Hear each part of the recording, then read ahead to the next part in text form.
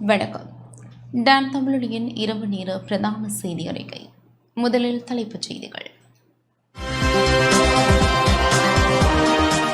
தேர்தலை பிற்போடும் விடயம் போலியானதாகும் என தேர்தல்கள் ஆணைக்குழுவின் முன்னாள் தலைவர் மஹிந்த தேசப்பிரிய தெரிவிப்பு.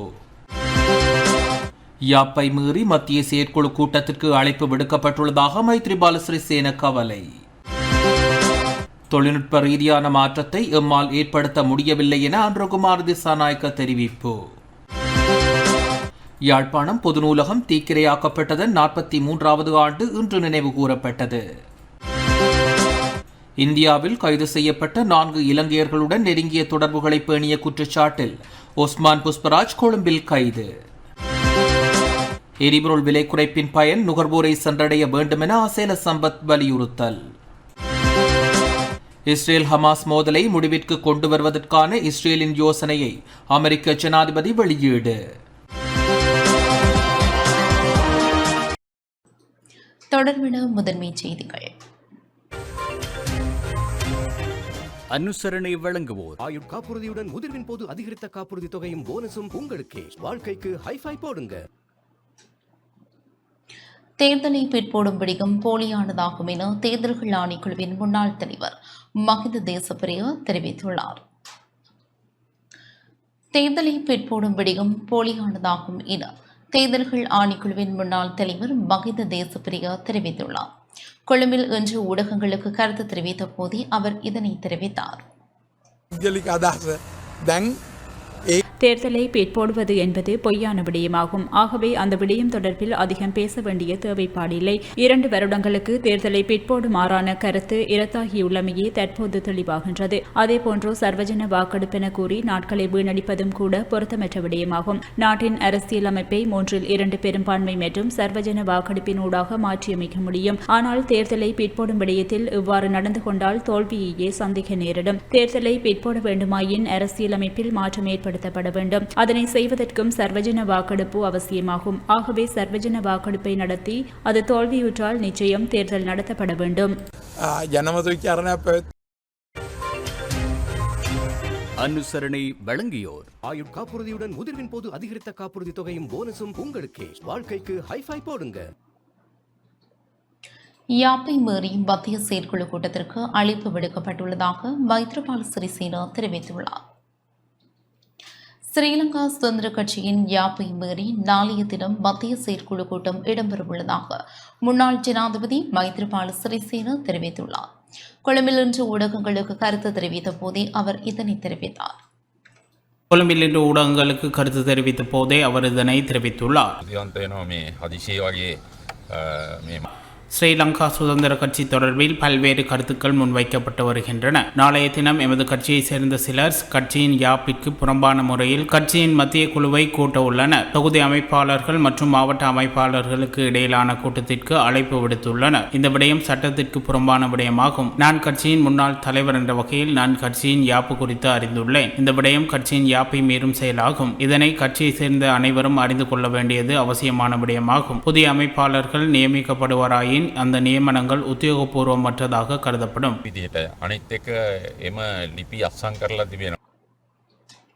அடுத்த 5 ஆண்டுகளில் நாட்டின் அனைத்து துறைகளிலும் செயற்கை நுண்ணறிவின் வகுப்பாகும் முதன்மையாக இருக்க வேண்டும் என ஜனாதிபதி ரணில் விக்ரமசிங்க தெரிவித்துள்ளார். நாட்டில் சமூக மற்றும் பொருளாதார மாற்றத்தை ஏற்படுத்த அரசாங்கம் ஆரம்பித்துள்ள வேலை திட்டத்தை துரிதப்படுத்த செயற்கை நுண்ணறிவு போன்ற நவீன தொழில்நுட்பங்களை நாட்டில் ஊக்குவிக்க வேண்டும் என ஜனாதிபதி ரணில் விக்ரமசிங்க தெரிவித்துள்ளார். இந்த வேலை திட்டம் எதிர்வரும் வருடத்தில் ஆரம்பிக்கப்படும் எனவும் 5 வருடங்களுக்குள் நாட்டின் சகல துறைகளிலும் செயற்கை நுண்ணறிவை உள்வாங்குவதே இதன் நோக்கமாகும் எனவும் தெரிவித்த ஜனாதிபதி பல்கலைக்கழகங்கள் மீது இது குறித்த பரந்த பொறுப்பு சார்ந்திருப்பதாகவும் தெரிவித்தார். இலங்கையில் ஏஜ் தொழில்நுட்பத்தில் அல்லது செயற்கை நுண்ணறிவை அறிமுகப்படுத்தும் தொடர்பில் பல்கலைக்கழக கல்வியலாளர்களுடன் ஜனாதிபதி அலுவலகத்தில் இடம்பெற்ற கலந்துரையாடலின் போதே ஜனாதிபதி இதனை குறிப்பிட்டார். நாட்டின் பொருளாதாரத்தை பாதுகாப்பதற்கு இறக்குமதி சார்ந்த பொருளாதாரத்தை விரிவாக ஏற்றுமதி பொருளாதாரமாக மாற்றியமைக்க வேண்டும் என்பதையும் ஜனாதிபதி சுட்டிக்காட்டினார். நாட்டின் வெளிநாட்டு கடனை செலுத்துவதற்கு 2027 தொடக்கம் 2040 வரை கால அவகாசம் இருப்பதாகவும் 2035ஆம் ஆண்டளவில் பொருளாதாரத்தில் குறிப்பிடத்தக்க மாற்றத்தை ஏற்படுத்த வேண்டும் எனவும் சுட்டிக்காட்டிய ஜனாதிபதி அவ்வாறான சமூக பொருளாதார மாற்றத்திற்காக நவீன தொழில்நுட்பத்துடன் முன்னோக்கி செல்ல வேண்டியதன் அவசியத்தையும் வலியுறுத்தினார். 2035 ஆண்டளவில் உருவாக்கப்படும் புதிய பொருளாதாரத்தில் செயற்கை நுண்ணறிவு ஏஐயின் வகைப்பாகம் முதன்மையாக இருக்க வேண்டும் என்பதோடு நவீன தொழில்நுட்பத்தில் தெற்காசியாவின் அடையாளமாக இலங்கையை மாற்றுவதற்கான இயலுமை காணப்படுவதாகவும் ஜனாதிபதி தெரிவித்தார். ஏஐ தொழில்நுட்பம் அல்லது செயற்கை நுண்ணறிவை பயன்படுத்துவது தொடர்பாக பல்கலைக்கழகங்கள் பலவற்றின் பேராசிரியர்கள் மற்றும் கல்வியாளர்களினால் கூட்டாக தயாரிக்கப்பட்ட பிரேரணையும் இதன்போது ஜனாதிபதியிடம் கையளிக்கப்பட்டது.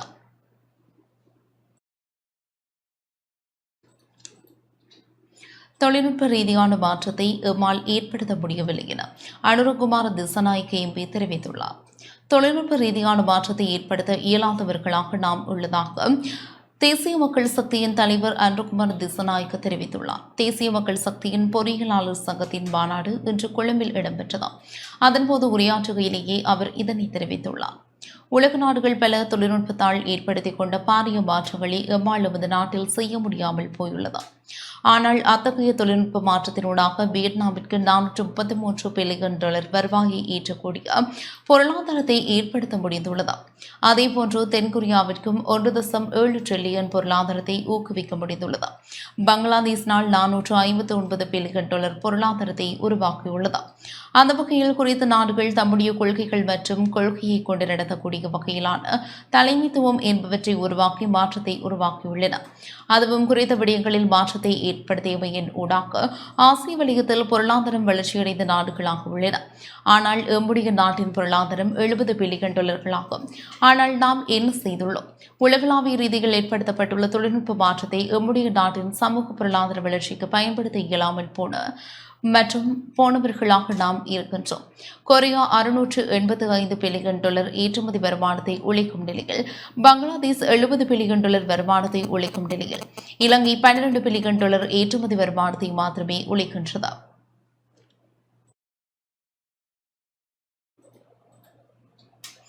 யாழ்ப்பாண பொது நூலகம் தீக்கிரையாக்கப்பட்டதன் 43வது ஆண்டு இன்று நினைவு கூறப்பட்டது.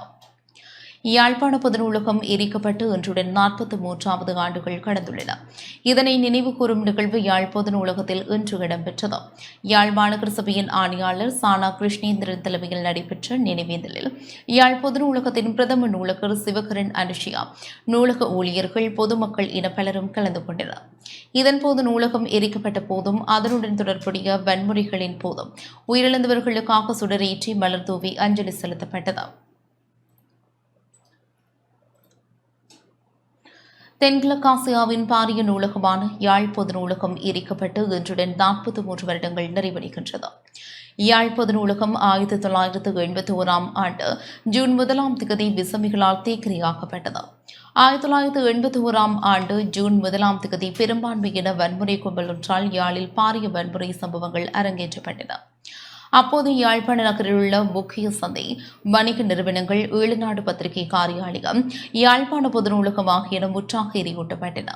சுமார் 97,000 அரிய நூல்களுடன் தெற்கிழக்காசியாவிலேயே மிகப்பெரிய நூலகமாக திகழ்ந்தது யாழ்ப்பாண பொது நூலகமாகும். யாழ் நூலகம் 1933 ஆண்டிலிருந்து கட்டியெழுப்பப்பட்டு வந்தது. முதலில் சிலரது தனிப்பட்ட சேகரிப்புகளுடன் நூலகம் ஆரம்பிக்கப்பட்ட மிக விரைவில் உள்ளூர் தமிழ் மக்களின் ஆதரவுடன் ஒரு முழு நூலகமானது. யாழ்ப்பாணத்தின் பல இடங்களிலும் தனிப்பட்டவர்களிடமிருந்து வந்த பல நூல்கள், குறிப்பாக நூற்றாண்டுகள் பழமையான ஓலைச்சுவடிகள், 1800களில் யாழ்ப்பாணத்தில் வெளியிடப்பட்ட பல பத்திரிகைகளின் மூலப்பிரதிகள் போன்றவை இந்த நூலகத்தில் காணப்பட்டன. நூலகத்தின் முதலாவது கட்டிடம் 1959 ஆண்டு திறந்து வைக்கப்பட்டது. நூலகத்தில் இருந்த அனைத்து நூல்கள், கையெழுத்து பிரதிகள், பத்திரிகைகள் அனைத்தும் தீக்கிரையாகின. தளபாடுகளும் தீக்கிரையாகின. நூலகம் எரிக்கப்பட்டு ஓராண்டுக்கு பின்னர் 1982 யாழ் நூலக வாரம் ஒன்றை யாழ்ப்பாண சமூகம் முன்னெடுத்தது. இதன் மூலம் பொதுமக்களிடமிருந்து மீண்டும் ஏராளமான நூல்கள் சேகரிக்கப்பட்டன. கட்டிடத்தை புனரமைக்கும் வேலைகளும் ஆரம்பமாகின. 1984 நூலக கட்டிடம் புனரமைக்கப்பட்டது. இருப்பினும் ஈழப்போரை தொடர்ந்து நூலகம் நிரந்தரமாக மூடப்பட்டது. 1998 ஆண்டில் நூலகத்தை மீள கட்டியெழுப்ப அரசு தீர்மானித்ததுடன் வெளிநாட்டு அரசு உதவி கோரப்பட்டது. இதற்கென $1 மில்லியன் அமெரிக்க செலவழிக்கப்பட்டு 25,000 நூல்கள் வரை சேகரிக்கப்பட்டதுடன் இறுதியாக 2004 ஆண்டில் நூலகம் பொதுமக்களுக்கு மீண்டும் திறக்கப்பட்டது.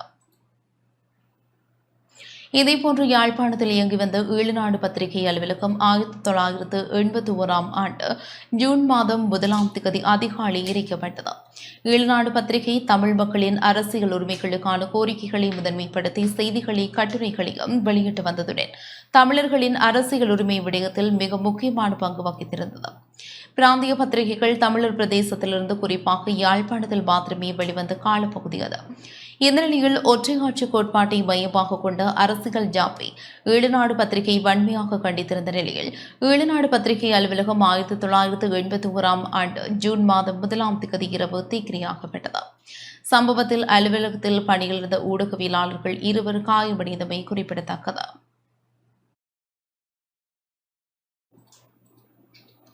மட்டக்களப்பு நூலகத்திற்கு நூல்களை சேர்ப்பதற்காக புத்தக திருவிழா இன்று ஆரம்பமானது.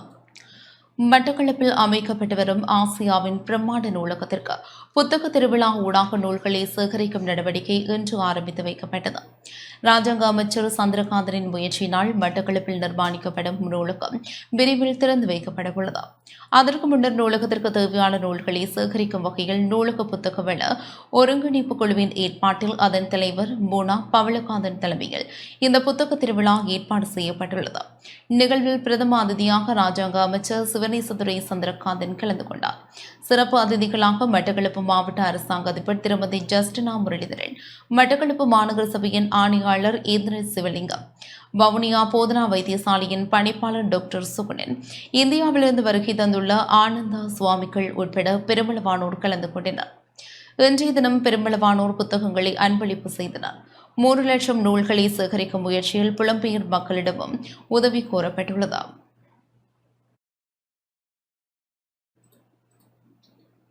கிளிநொச்சி தர்மபுரம் பிரதேச வைத்தியசாலை மற்றும் போதைப்பொருள் புனர்வாழ்வு நிலையத்திற்கு அமைச்சர் டக்ளஸ் தேவானந்தா இன்று களவிஜயம் மேற்கொண்டிருந்தார்.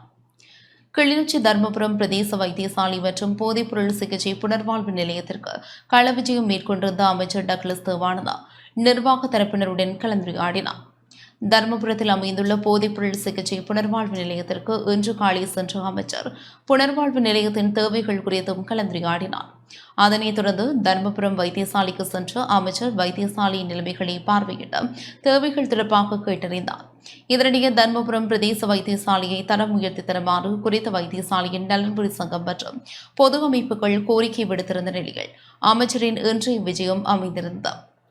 சி தரமாக விளங்கும் குறித்த வைத்தியசாலையை பி தரத்திற்கு உயர்த்தி வைத்தியசாலைக்கான வளங்களை ஏற்படுத்தி தருமாறு அமைச்சருடன் நலன்புரி சங்கம் மற்றும் பொது அமைப்புகள் கோரிக்கை விடுத்திருந்தமை குறிப்பிடத்தக்கது. சமையல் பகுதியில் ஒருவர் இல்லை சமைக்கிறது. இப்போ காலை சாப்பாடு நான் இப்போ அங்கே போய் பார்க்கல 9:45 அப்போ சமைச்சு கொண்டிருக்கணும். இப்போ காலை சாப்பாடுன்றது 7-8 மணிக்கிடையில் கொடுக்க வேணும். அப்போ அவர்கள் அதுக்கு ஒரு சமையலாளர் இல்லையென்றபடியினால் நான் இந்த நோயாளர் நலம்புரி சங்கத்தை சொல்லியிருக்கேன். உடனடியாக ஒரு வெளியில இருந்து ஒரு சமையலாளர் எடுக்க சொல்லி அதற்கான உதவியை நான் செய்தார் என்று சொல்லியிருக்கிறேன். இடத்துக்கு மோட்டர் இல்லை, மோட்டர் ஒன்றை பெற்றுத்தருமாறும் அந்த மோட்டர்லேருந்து தண்ணி எடுத்து மேல் தண்ணி தொட்டிக்கு அடிக்கிறதுக்கான ஏற்பாடுகளையும் செய்ததை சொல்லி கேட்டவர் அதே உடனே செய்தார் என்று சொல்லியிருக்கிறேன். அந்த கிணறு அழுக்காக இருக்குது. நம்ம அந்த கிணத்தை துப்புரவாகி போட்டு மேலுக்கு சூரிய ஒளி காற்று வரக்கூடிய மாதிரியான ஒரு மூடியை போட சொல்லி கேட்டேன். நான் அதுக்கும் அந்த கட்சி நிதியிலேருந்து நான் உதவுறதாக சொல்லி இருக்கிறேன். மேலதிகமான செக்யூரிட்டி போடுறதுக்கு நான் அந்த கம்பெனியோட கதைச்சு அதையும் செய்தார் என்று சொல்லியிருக்கிறேன். இந்தியாவில் கைது செய்யப்பட்ட 4 இலங்கையர்களுடன் நெருங்கிய தொடர்புகளை பேணிய குற்றச்சாட்டில் ஒஸ்மான் புஷ்பராஜ் கொழும்பில் கைது செய்யப்பட்டுள்ளார். IS அமைப்புடன் தொடர்புடைய சந்தேகத்தின் பேரில் இந்தியாவில் கைது செய்யப்பட்ட 4 இலங்கையர்களுடன் நெருங்கிய தொடர்புகளை பேணி அவர்களுக்கு உதவிய குற்றச்சாட்டில் ஒஸ்மான் புஷ்பராஜ் கொழும்பில் கைது செய்யப்பட்டுள்ளார். குற்ற விசாரணை பிரிவினர் மற்றும் பயங்கரவாத விசாரணை பிரிவினரின் கூட்டு நடவடிக்கை மூலம் குறித்த சந்தேக நபர் கொழும்பில் கைது செய்யப்பட்டதாக போலீஸ் ஊடக பேச்சாளர் பிரதி போலீஸ் மா அதிபர் நிகால் தல்துவ தெரிவித்துள்ளார்.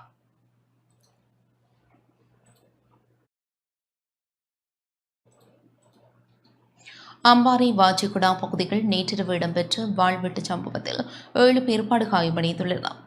அம்பாறை அக்ரி பெட்ரோ போலீஸ் பிரிவிற்குட்பட்ட வாஜிகுடா பகுதியில் நேற்றிரவு இடம்பெற்ற வாழ்வெட்டு சம்பவத்தில் 7 பேர் படுகாயமடைந்துள்ளனர். வாள்களுடன் நபரொருவரை குழுவொன்று விரட்டிய நிலையில் அவர் தனது சகோதரியின் வீட்டிற்குள் தஞ்சமடைந்துள்ளார். அவ்வீட்டினுள் நுழைந்த வாழ்வெட்டு குழு வீட்டில் இருந்தவர்கள் மீது தாக்குதலை நடத்தியுள்ளது. சம்பவம் தொடர்பில் தகவலறிந்து வருகை தந்த அயல் வீட்டார் மீதும் வன்முறை குழு தாக்குதல் நடத்தியுள்ளது. 30 நிமிடங்களுக்கும் மேல் அந்த பகுதியில் வன்முறை குழுவின் அட்டகாசம் நீடித்துள்ளது. வீட்டில் இருந்த சொத்துக்களுக்கும் சேதம் விளைவிக்கப்பட்டுள்ளது. சம்பவ இடத்திற்கு வருகை தந்த அக்கறை பெற்ற போலீசார் நிலைமைகளை பார்வையிட்ட பின்னர் விசாரணைகளை ஆரம்பித்துள்ளனர்.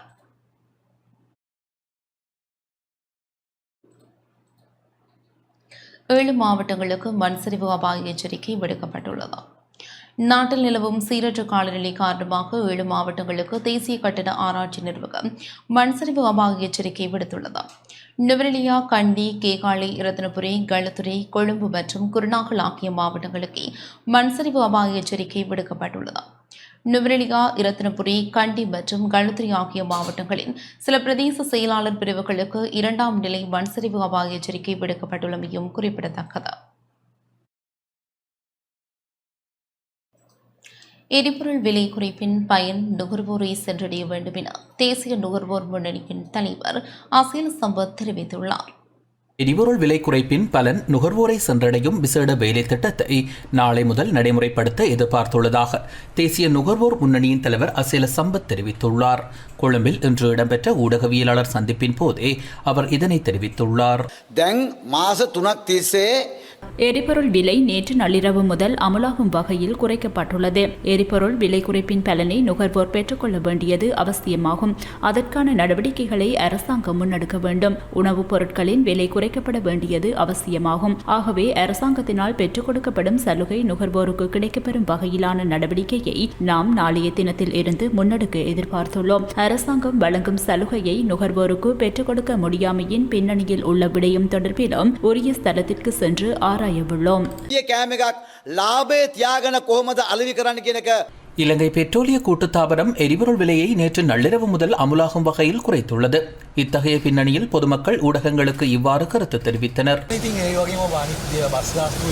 எரிபொருள் விலை குறைக்கப்பட்டுள்ளமை சிறந்த விடயமாகும். அதேபோன்று பஸ் கட்டணம் உள்ளிட்டவற்றில் குறைப்பு ஏற்பட்டால் மேலும் சிறந்ததாக அமையும். அதனூடாக நுகர்வோர் பயனடைவர். எரிபொருள் விலை குறைப்பு மகிழ்ச்சி அளிக்கும் விடயமாகும். மேலும் குறைப்பு மேற்கொண்டால் மாத்திரமே முச்சக்கர வண்டி கட்டணத்தை குறைக்க முடியும். எமக்கு சலுகை கிடைக்கப்பெற்றால் பயணிகளுக்கும் அதன் பயன் சென்றடையும் வகையில் நடவடிக்கை எடுக்க முடியும். 13 ரூபாயினாலேயே குறைக்கப்பட்டுள்ளது. மேலும் குறைவடைந்தாலேயே சிறந்த விடயமாக அமையும். அதேபோன்று முச்சக்கர வண்டி கட்டணத்தை குறைக்க வேண்டுமாயின் சங்கத்தினூடாக தீர்மானம் எடுக்கப்படும். தேர்தலை இலக்காக கொண்டு எரிபொருள் விலையை குறைக்கின்றனர். எரிபொருள் விலை குறைப்பு வரவேற்கத்தக்கதாகும். இருப்பினும் 100, 200 என்ற தொகையால் எரிபொருள் விலை அதிகரித்தது. ஆனால் குறைந்த தொகையாலேயே குறைப்பு மேற்கொள்ளப்பட்டுள்ளது. டாலர் விலை குறைக்கப்பட்டுள்ள நிலையில் விலை குறைப்பை அரசாங்கத்தினால் மேற்கொள்ள முடியும். இத்தகைய பின்னணியில் எரிபொருள் விலை குறைக்கப்பட்டாலும் கூட பஸ் கட்டணத்தை குறைக்க முடியாது என அகில இலங்கை தனியார் பஸ் உரிமையாளர்கள் சங்கம் தெரிவித்துள்ளது. பஸ் கட்டணத்தை குறைக்க வேண்டுமாயின் 104 வீதத்தினால் டீசல் விலையில் மாற்றம் ஏற்படுத்தப்பட்டிருக்க வேண்டும் என பஸ் கட்டண தேசிய கொள்கையில் குறிப்பிடப்பட்டுள்ளது. ஆகவே டீசல் விலை 16 ரூபாவினால் குறைக்கப்பட்டாலும் கூட எம்மால் பஸ் கட்டணத்தை குறைக்க நடவடிக்கை எடுக்க முடியாது. எரிபொருள் விலை குறைக்கப்பட்டாலும் முச்சக்கர வண்டிக்கான கட்டணத்தை குறைக்க முடியாது. அகில இலங்கை முச்சக்கர வண்டி ஓட்டுநர் சங்கத்தின் தலைவர் லலித் தர்மசேகர தெரிவித்துள்ளார். எரிபொருள் விலையை குறைக்க அரசாங்கம் நடவடிக்கை எடுத்துள்ளது. இருந்தபோதிலும் முச்சக்கர வண்டி கட்டணத்தை எம்மால் குறைக்க முடியாது. எரிபொருளை இலவசமாக வழங்கினாலும் கூட முச்சக்கர வண்டிக்கான கட்டணத்தை குறைக்க முடியாத நிலையே காணப்படுகின்றது. அரசாங்கம் முச்சக்கர வண்டிக்கான கட்டணத்தை நிர்ணயிப்பதற்கான உரிமையொன்றை உருவாக்கி தர வேண்டும். அதனூடாக மாத்திரமே முச்சக்கர வண்டிக்கான கட்டணத்தை குறைக்க முடியும். மேல் மாகாண சபைக்குட்பட்ட பகுதியில் உள்ள முச்சக்கர வண்டி ஓட்டுநர்கள் அனைவரையும் பதிவு செய்யும் நடவடிக்கை அடுத்த மாதம் 1ஆம் தேதி முன்னெடுக்கப்படவுள்ளது. அதனூடாக பயணிகளுக்கு நலன் கிடைக்கும் வகையில் நடவடிக்கை எடுக்கவுள்ளோம். நேற்று நள்ளிரவு முதல் நடைமுறைக்கு வரும் வகையில் எரிபொருட்களின் விலைகளை இலங்கை பெட்ரோலிய கூட்டுத்தாபனம் குறைத்துள்ளது. இதன்படி 92 ஒக்டேன் பெட்ரோலின் விலை லீட்டருக்கு 13 ரூபாய் குறைக்கப்பட்டு புதிய விலை 355 ரூபாவாக நிர்ணயிக்கப்பட்டுள்ளது. ஆட்டோ டீசலின் விலை லிட்டருக்கு 16 ரூபாய் குறைக்கப்பட்டு 317 ரூபாவாகவும் மண்ணெண்ணெய் 13 ரூபாய் குறைக்கப்பட்டு 202 ரூபாவாகவும் நிர்ணயிக்கப்பட்டுள்ளன. இதேவேளை சூப்பர் டீசல் மற்றும் ஒக்டேன் 95 ரக பெட்ரோலின் விலைகளில் எவ்வித மாற்றமும் மேற்கொள்ளப்படவில்லை என இலங்கை பெட்ரோலிய கூட்டுத்தாபனம் அறிவித்துள்ளது. சினோபெக் நிறுவனம் தமது எரிபொருட்களின் விலைகளில் திருத்தங்களை மேற்கொண்டுள்ளது. அதன்படி ஒக்டேன் 92 ரக பெட்ரோல் லிட்டர் ஒன்றின் விலை 10 ரூபாவினால் குறைக்கப்பட்டு 355 ரூபாவாகவும் ஆட்டோ டீசல் லிட்டர் ஒன்றின் விலை 19 ரூபாவினால் குறைக்கப்பட்டு 314 ரூபாவாகவும் நிர்ணயிக்கப்பட்டுள்ளன. அத்துடன் ஒக்டேன் 95 ரக பெட்ரோல் மற்றும் சூப்பர் டீசல் ஆகியவற்றின் விலைகளில் மாற்றம் மேற்கொள்ளப்படவில்லை என அறிவிக்கப்பட்டுள்ளது. நாட்டிற்கு மக்கள் ஆணையுள்ள நாடாளுமன்றமும் தலைமைத்துவமே தற்போதைய தேவைப்பாடாக உள்ளது என நாடாளுமன்ற உறுப்பினர் கர்சன ராஜகருணா தெரிவித்துள்ளார். ஜனாதிபதி ரணில் விக்ரமசிங்கவினால் எந்த சந்தர்ப்பத்திலும் மக்கள் ஆணையுள்ள ஜனாதிபதியாக முடியாது என நாடாளுமன்ற உறுப்பினர் கர்சன ராஜகருணா தெரிவித்துள்ளார். எதிர்க்கட்சித் தலைவர் அலுவலகத்தில் இன்று இடம்பெற்ற ஊடகவியலாளர் சந்திப்பின் போதே அவர் இதனை தெரிவித்துள்ளார். ஜனாதிபதி ரணில் விக்ரமசிங்கவால் எந்த சந்தர்ப்பத்திலும் தேர்தலினூடாக மக்கள் ஆணையை பெற்றுக்கொள்ள முடியாது. இதனாலேயே தேர்தல்களை காலம் தாழ்த்த வேண்டும் என்ற நிலைப்பாட்டை வெளிப்படுத்துகின்றன. அதேபோன்று ஜனநாயகத்திற்கு விரோதமான செயற்பாட்டை மேற்கொள்வதற்காகவே அவர்கள் தேர்தலை பிற்போடு எத்தனிக்கின்றனர். மக்கள் ஆணையுள்ள நாடாளுமன்றமும் தலைமைத்துவமுமே தற்போதைய தேவைப்பாடாக உள்ளது. தேர்தலை காலம் தாழ்த்தாது 2 தேர்தல்களையும் ஒரே நாளில் நடத்த வேண்டும். அதற்கான ஆதரவை எம்மால் வழங்க முடியும். மாறாக தேர்தலை காலம் தாழ்த்தும் விடயத்தை எம்மால் ஏற்றுக்கொள்ள முடியாது. உலகளாவிய கடல்சார் குற்ற திட்டத்தின் பிரதிநிதிகள் குழு கடற்படை கட்டளை பிரிவுக்கு விஜயம் செய்தது. ஐக்கிய நாடுகளின் போதைப்பொருள் மற்றும் குற்றவியல் உலகளாவிய கடல்சார் குற்ற திட்டத்தின் பிரதிநிதிகள் குழு கடற்படை தலைமையகம் மற்றும் கிழக்கு கடற்படை கட்டளை பிரிவுக்கு விஜயம் மேற்கொண்டனர்.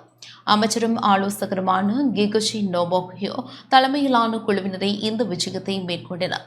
தூதுக்குழுவினர் கடற்படையினர் பிரதானி ரியல் அட்மிரல் பிரதீப் ரட்நாயக்க உட்பட சிரேஷ்ட கடற்படை அதிகாரிகளுடன் பரஸ்பர நலன் சார்ந்த முக்கிய விடயங்கள் குறித்து கலந்துரையாடப்பட்டதுடன் இந்த நிகழ்வில் முக்கியத்துவத்தை உணர்த்தும் வகையில் இரு தரப்பினரும் நினைவு சின்னங்களை பரிமாறிக்கொண்டனர். கிழக்கு கடற்படை கட்டளைக்கு விஜயம் செய்து கிழக்கு கடற்படை தளபதி ரியல் அட்மிரல் காஞ்சன பெனகுடவை சந்தித்தனர். அதனைத் தொடர்ந்து சிறப்பு படகு படை தலைமையகத்திற்கு படகு கையாளும் பயிற்சியில் பங்கேற்பவர்களும் சான்றிதழ்களும் வழங்கப்பட்டது. சான்றிதழ் வழங்கும் நிகழ்வில் கிழக்கு கடற்படை கட்டளையின் மூத்த மற்றும் இளநிலை அதிகாரிகள் மாலுமிகள் கலந்து கொண்டனர். யாழ்ப்பாணம் வேசாலி வீரசிங்கம் மத்திய கல்லூரி மாணவன் மதியழகன் டினோஜன் பொறியியல் பீடத்திற்கு தெரிவாகியுள்ளார். உயர்தர பரீட்சை பெறுபவர்கள் வெளியாகியுள்ள நிலையில் யாழ்ப்பாணம் மீசாலை வீரசிங்கம் மத்திய கல்லூரி மாணவன் மதியழகன் டினோஜன் மாவட்ட மட்டத்தில் முதலிடத்தை பெற்று பொறியியல் பீடத்திற்கு தெரிவாகியுள்ளார். குறித்த மாணவன் அகில இலங்கை ரீதியில் 47வது இடத்தை பெற்று தென்மராட்சி மண்ணுக்கும் கல்லூரிக்கும் பெருமை சேர்த்துள்ளார். இவரை அதிபர் மற்றும் பாடசாலை சமூகத்தினர் வாழ்த்தியுள்ளனர். காப்பது உயர்தர பரீட்சையில் பகுதி விஞ்ஞான பிரிவில் மாவட்ட மட்டத்தில் முதல் நிலையை பெற்றுள்ளேன். கல்வி நடவடிக்கையில் ஈடுபடும் போதே பாடப்பரப்பில் 175% பாடப்பரப்பை அந்த இடத்திலேயே வைத்து கிரகித்து விளங்கிக் கொள்வேன். வீட்டில் படிப்பது குறைவென்று தான் சொல்ல வேண்டும். பல இடங்களுக்கு சென்று கல்வி பயில வேண்டும் என்று அவசியமில்லை. ஏதாவது ஒரு இடத்தில் கல்வி பயின்றாலும் அதை விளங்கி கிரகித்து தெளிவாக விளங்கி படித்தால் அது போதுமானது. அனைவரும் சாதிக்க முடியும். தொடர்ந்து நான் ஒரு செயற்கை நுண்ணறிவு பொறியியலாளர், ஆர்டிஃபிஷியல் இன்டெலிஜென்ஸ் இன்ஜினியர் ஆக வருவதே எனது லட்சியம். கலைப்பிரிவிலிருந்து 58 மாணவர்களும், கணித பிரிவிலிருந்து 9 மாணவர்களும், விஞ்ஞான பிரிவிலிருந்து 6 மாணவர்களும், வர்த்தக பிரிவிலிருந்து 13 மாணவர்களுமாக 86 மாணவர்கள் இம்முறை காப்போத்த உயர்தர பரீட்சையினை எழுதியிருந்தார்கள்.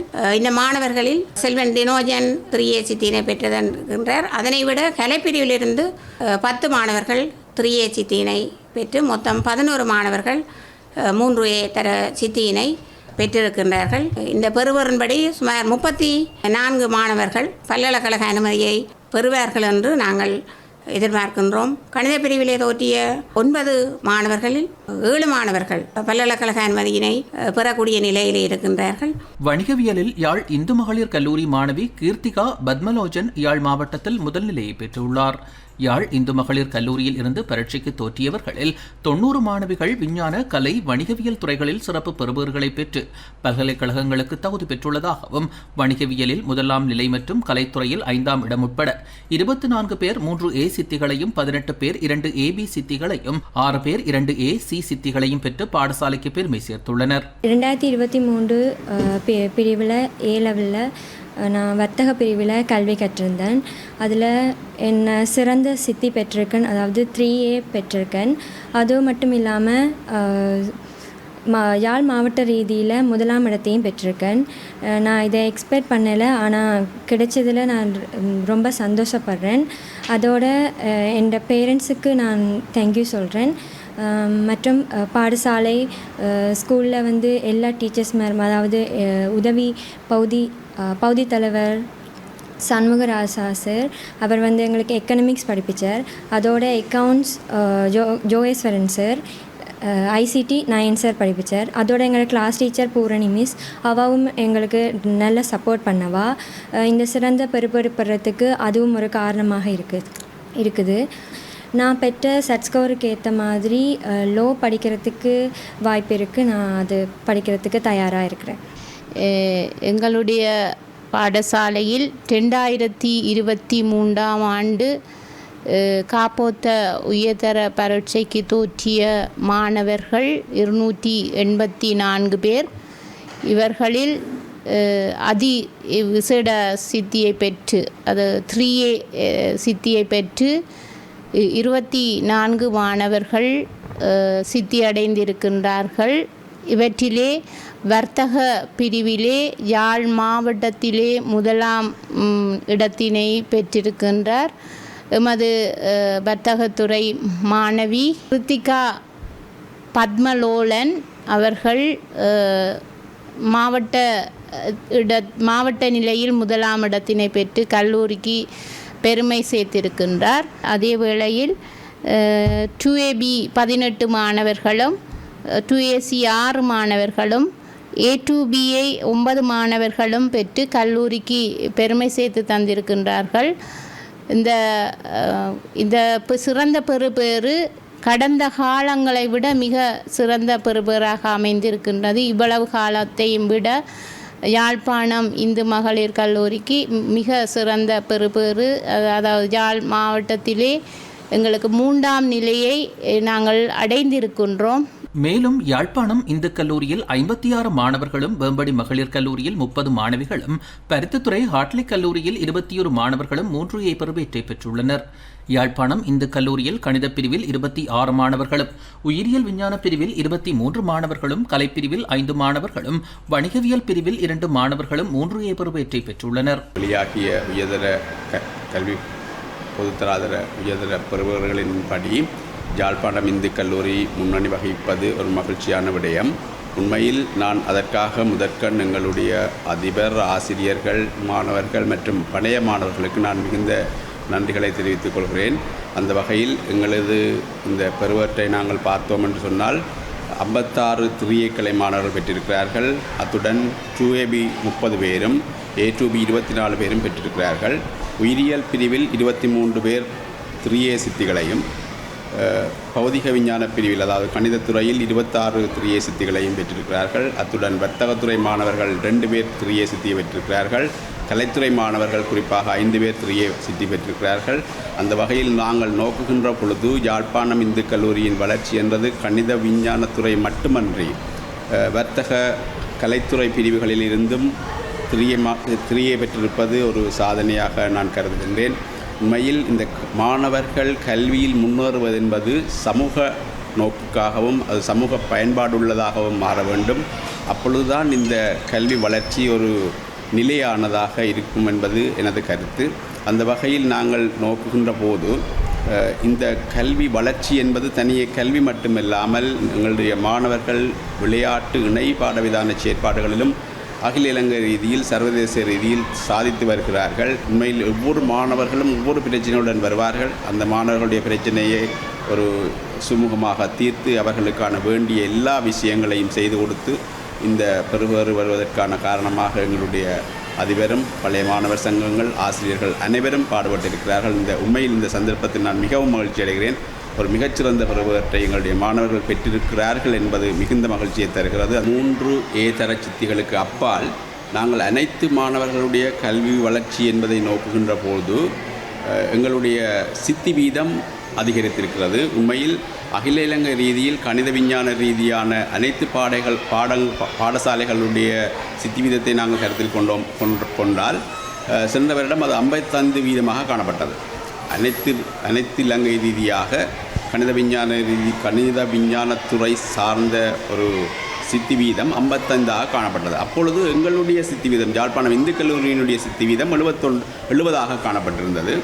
இந்த வருடம் எங்களுடைய சித்தி வீதம் 81ஆக அதிகரித்திருக்கிறது. உண்மையில் இந்த சித்தி வீத அதிகரிப்பு என்பது அனைத்து மாணவர்கள் ஏறக்குறைய எங்களுடைய பாடசாலையில் கல்வி கற்று வருகின்ற பெரும்பாலான மாணவர்கள் 80% மாணவர்கள் உயர்தர பெறுவற்றினை பெற்றிருக்கிறார்கள், உண்மையில் சித்தி அடைந்திருக்கிறார்கள்.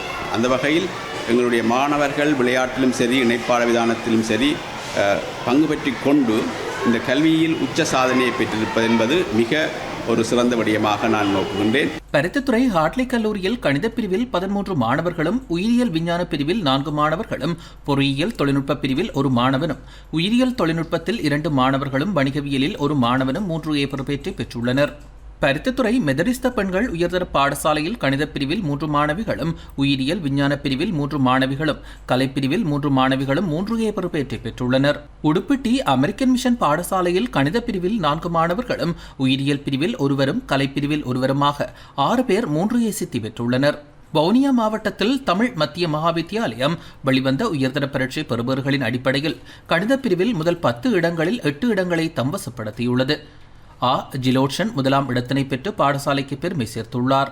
விஞ்ஞான பிரிவில் 6ஆம், 7ஆம், 8ஆம் இடங்களை வவுனியா தமிழ் மத்திய மகாவித்தியாலய மாணவ மாணவிகள் பெற்றுள்ளனர். பொறியியல் தொழில்நுட்பத்தில் 1ஆம், 3ஆம் இடங்களையும், உயிரியல் தொழில்நுட்பத்தில் 7ஆம் இடத்தினையும், வர்த்தக பிரிவில் 3ஆம் மற்றும் 5ஆம் இடங்களையும் வவுனியா தமிழ் மத்திய மகாவித்தியாலய மாணவ மாணவிகள் பெற்றுள்ளமை குறிப்பிடத்தக்கது. உயர்தர பரீட்சை பெறுபவர்களில் கணித பிரிவில் மன்னார் புனித சவேரியார் ஆண்கள் தேசிய பாடசாலை முதல் நிலை பெற்றுள்ளது. மன்னார் புனித சவேரியார் ஆண்கள் தேசிய பாடசாலை 2023 உயர்தர பரீட்சையில் மிகச்சிறந்த பெறுபவர்களை பெற்றுள்ளது. கணித பிரிவில் மாணவன் பிரேந்திரகுமார் வானுஜன் 3A சித்தி பெற்று மாவட்ட மட்டத்தில் முதல் நிலையை பெற்றுள்ளார். உயிரியல் விஞ்ஞான பிரிவு மாணவன் நெதானியல் திர்ஷானன் 3A சித்தியை பெற்று மாவட்ட மட்டத்தில் 2ஆம் நிலையை பெற்றுள்ளார். அத்துடன் அனைத்து துறைகளிலும் சுமார் 30 பேர் சித்தியடைந்து பல்கலைக்கழகத்திற்கு செல்லும் வாய்ப்பை பெற்றுள்ளனர். அதனை அடுத்து மன்னார் புனித சவேரியார் ஆண்கள் தேசிய பாடசாலை அதிபர் சகோதரர் சந்தியோகு உட்பட பாடசாலை சமூகத்தினர் மற்றும் பெற்றோர்கள் மாணவர்களுக்கு வாழ்த்துக்களை தெரிவித்துள்ளனர்.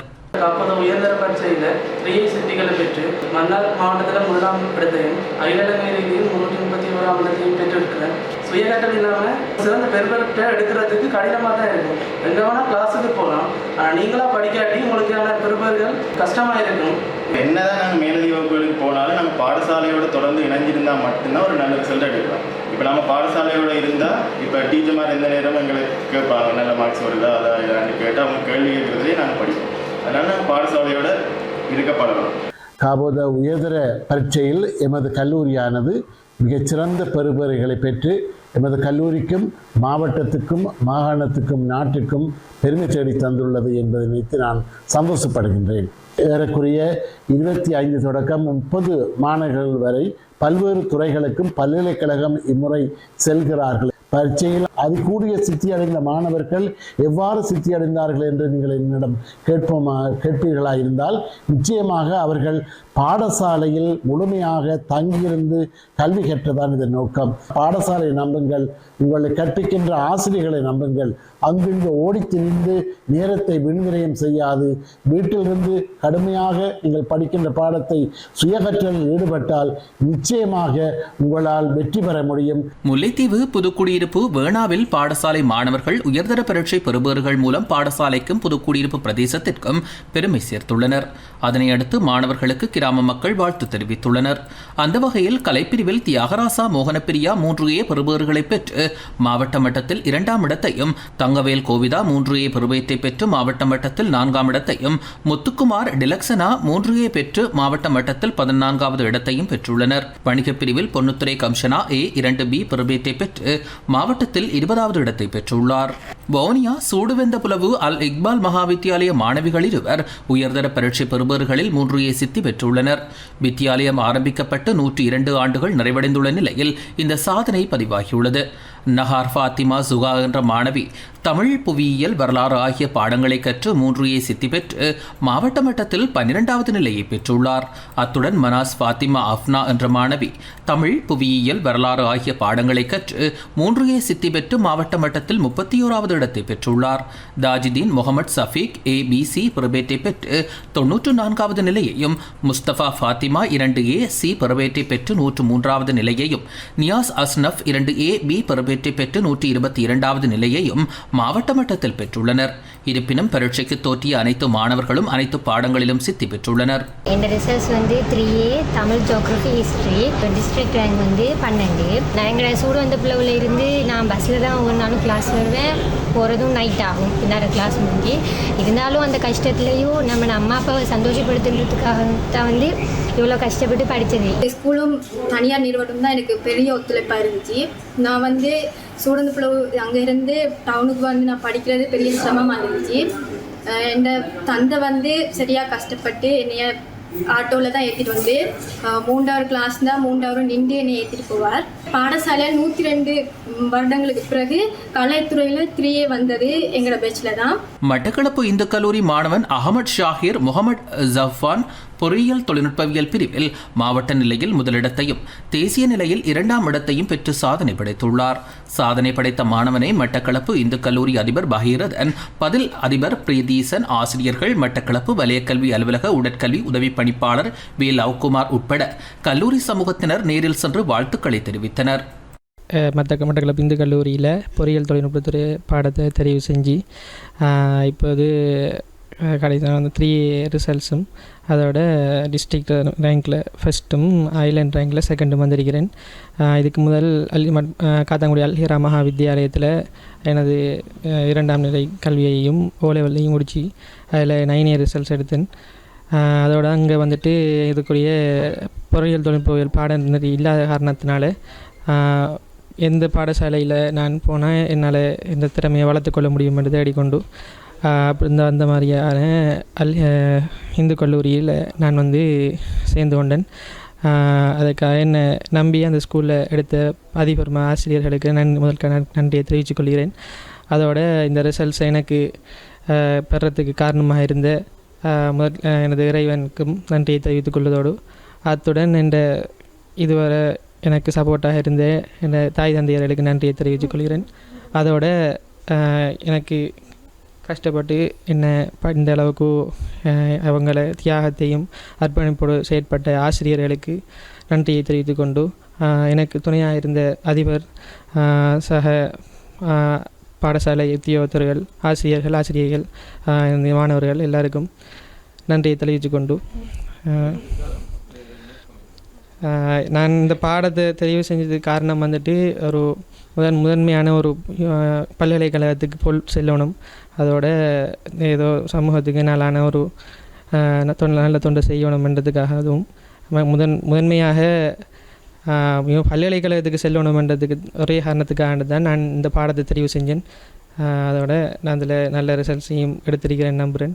என்னுடைய மகன் சஃபான், இவர் இந்த வருடம் 2023 நடைபெற்ற அந்த உயர்தர பரீட்சையில் பொறியியல் தொழில்நுட்ப பிரிவில் மட்டக்களப்பு இந்து கல்லூரியில் தோற்றி அவர் அகில இலங்கை ரீதியில் 2வது இடத்தை பெற்றிருக்கிறார். மாவட்ட மட்டத்தில் 1வது இடத்தையும் பெற்றிருக்கிறார். உண்மையிலேயே நான் மட்டக்களப்பு இந்து கல்லூரி ஒரு நீண்ட வரலாறு கொண்ட ஒரு பாடசாலை, பல கல்விமான்களை உருவாக்கிய முழு மாவட்டத்துக்கும் ஒரு முன்மாதிரியான பாடசாலை.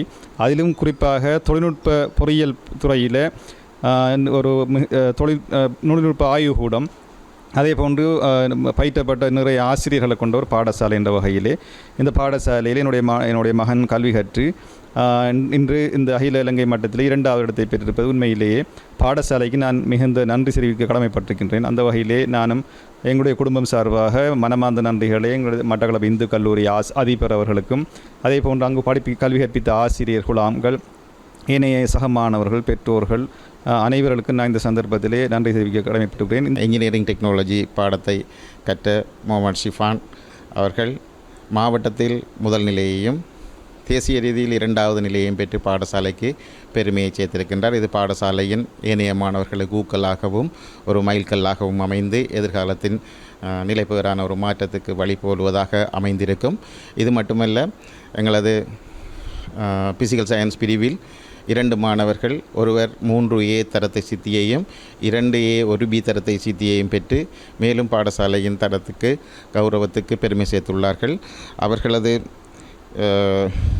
டினோஷ் அடுத்ததாக கீர்த்திகன் ஆகிய இருவரும் பாடசாலைக்கு இந்த கௌரவத்தை தேடி தந்துள்ளார்கள். ஆகவே பல மாணவர்கள் பல்கலைக்கழகத்துக்கு தெரிவாகி இருக்கின்றார்கள். இருந்த போதிலும் இந்த 3 மாணவர்களும் மிக சிறந்த பெறுகளை பெற்று பாடசாலைக்கு பெருமை சேர்த்திருக்கின்றார்கள். இந்த மாணவர்களை வளப்படுத்துவதற்காக மிகுந்த அக்கறையோடு வழிகாட்டல்களையும் ஆலோசனைகளையும் பரிகார செயற்பாடுகளையும் முன்னெடுத்த வலயக்கல்வி பணிப்பாளர் மற்றும் அதன் உத்தியோகஸ்தர்கள், எங்களது PSI இணைப்பாளர் மற்றும் பாடசாலை சமூகத்தின் பிரதிநிதிகளாக எங்களோடு இணைந்து செயற்படும் பாடசாலை அபிவிருத்தி சங்க உறுப்பினர்கள், பழைய மாணவர் சங்கத்தினர் அனைவருக்கும் மனமாற நன்றி கூறுவதோடு இவர்களது பெற்றார்களும் எங்களோடு தோளோடு தோள் நின்று இந்த சாதனைக்கு வழிபடுத்தி இருக்கின்றார்கள். அதுக்கு மேலாக எங்களது ஆசிரியர்கள் இவர்களோடு ஒத்துணர்வாக இருந்து மிக சிறந்த செயற்பாடுகளை முன்னெடுத்து இன்று எங்கள் பாடசாலை இந்த இந்து கல்லூரி பேசும் ஒரு இடத்துக்கு வருவதற்கு அத்திவாரமிட்டிருக்கின்றார்கள். இத்துடன் இந்த செய்தி அறிக்கை நிறைவு பெற்றது. தொடர்ந்தும் எமது நிகழ்ச்சிகளோடு இணைந்திருங்கள். வணக்கம்.